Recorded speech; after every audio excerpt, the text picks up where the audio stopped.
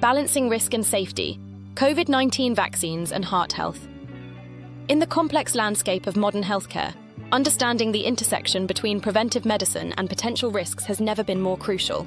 Two significant areas that have garnered increased attention in recent years are the safety profiles of COVID-19 vaccines and emerging cardiovascular risk factors such as lipoprotein A. While seemingly unrelated, both topics share a common thread.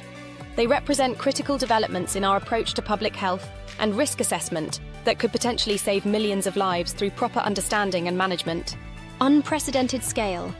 The Global COVID-19 Vaccine Safety Study. In one of the most comprehensive analyses ever conducted on vaccine safety, researchers from the Global COVID Vaccine Safety (GCOVS) project undertook a massive study encompassing nearly 100 million vaccinated individuals across 8 countries. This unprecedented research effort, established in 2021 under the multinational Global Vaccine Data Network, aimed to evaluate the risk of adverse events following COVID-19 vaccination using a common protocol across all participating sites.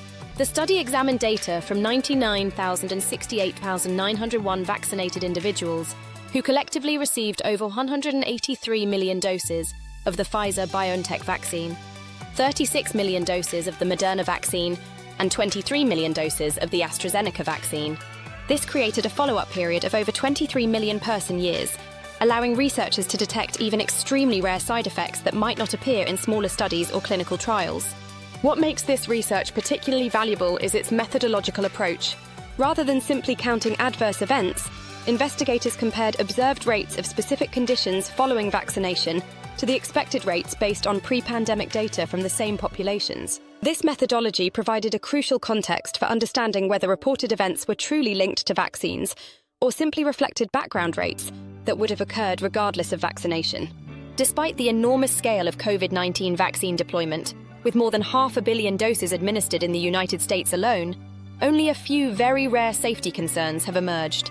For most recipients, the vaccination experience involves either no side effects or only minor temporary ones, such as injection site pain, fatigue, headache, or muscle pain. Rare but significant. Confirming vaccine safety signals. The multinational analysis confirmed several previously established safety signals, particularly concerning heart-related and neurological conditions. For myocarditis and pericarditis, inflammation of the heart muscle and its surrounding lining, the researchers found significantly increased observed to expected ratios following administration of all 3 examined vaccines: Pfizer, BioNTech, Moderna, and AstraZeneca. For the AstraZeneca vaccine specifically, the study identified elevated rates of Guillain-Barré syndrome, 2.49 times higher than expected, and cerebral venous sinus thrombosis, 3.23 times higher than expected, following the first dose. Additionally, acute disseminated encephalomyelitis showed an observed to expected ratio of 3.78, following the first dose of the Moderna vaccine. While these findings may initially sound alarming, proper context is essential. Most cases of vaccine-related myocarditis and pericarditis have been relatively mild, and the risks associated with COVID-19 infection itself are substantially higher. For male adolescents and young adults, who represent the demographic with the highest reporting rates, the incidence of myocarditis after the second Pfizer-BioNTech dose was approximately 105.9 cases per million doses for ages 16 to 17 and 70.7 cases per million for ages 12 to 15. As one researcher from the study emphasized, we are also talking about very rare events.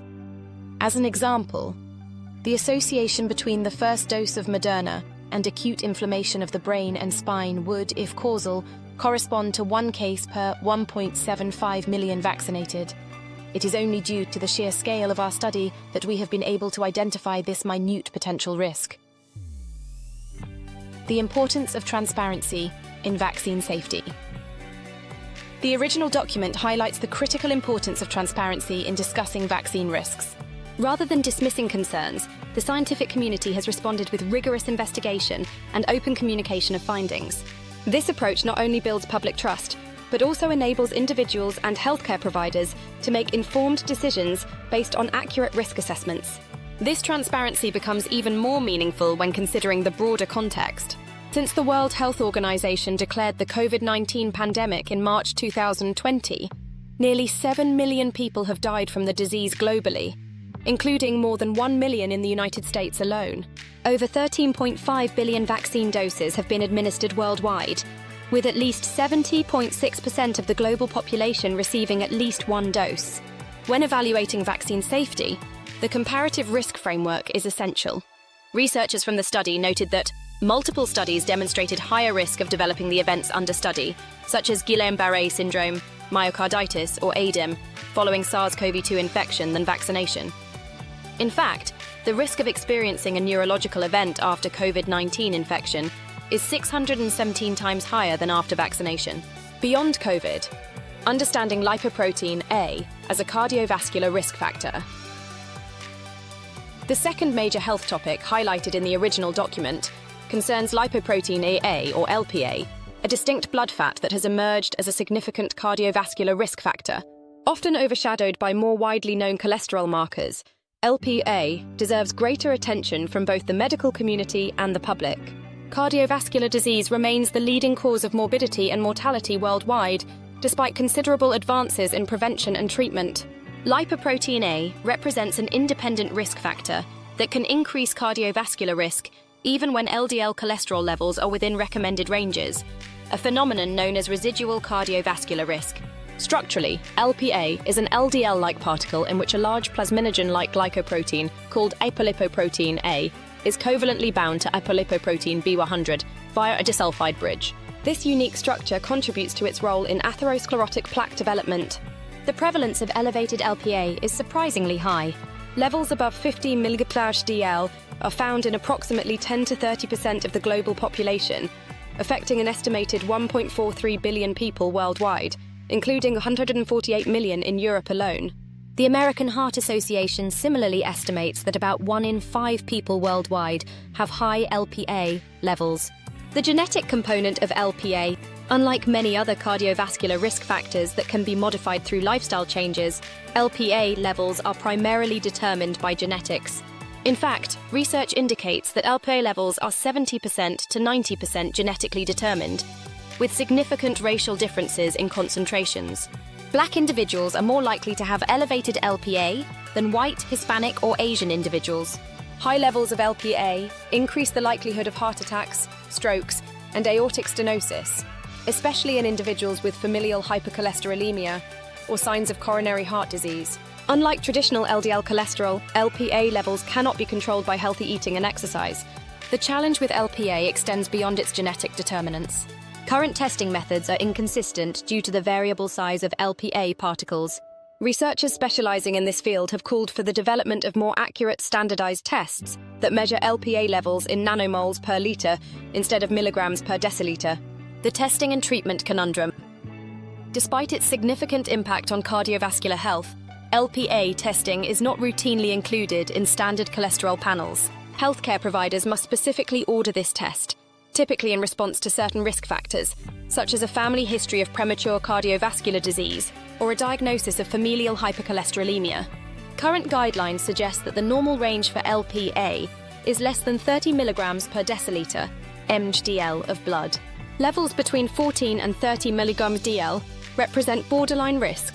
31 to 50 mg/dl indicate high risk, and levels above 50 mg/dl are considered highest risk. The American Heart Association similarly defines elevated risk as levels greater than or equal to 125 mmol/L or 50 mg/dl. Treatment options for elevated LPA remain limited. Lipoprotein a procedure similar to dialysis that removes LPA from the blood, is the only therapy approved by the Food and Drug Administration for treating high LPA levels, and it is only approved for people with familial hypercholesterolemia. The treatment takes at least 3 hours and must be repeated every 1 to 2 weeks. However, there is hope on the horizon.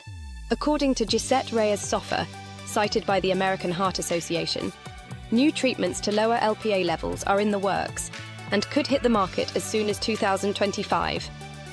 Alongside these emerging therapies, efforts are underway at the Centers for Disease Control and Prevention to develop national standards for defining dangerous LPA levels and determining whether these thresholds vary based on factors such as ethnicity. The common thread: risk assessment, and public health. The seemingly disparate topics of COVID-19 vaccine safety and lipoprotein A share a fundamental connection in how we approach modern health risks. Both represent areas where precise, large-scale data collection and analysis have revealed subtle but significant insights that can profoundly impact clinical decision-making and public health strategies. In the case of vaccines, the unprecedented scale of COVID-19 vaccination has enabled researchers to detect extremely rare adverse events that would have been impossible to identify in traditional clinical trials.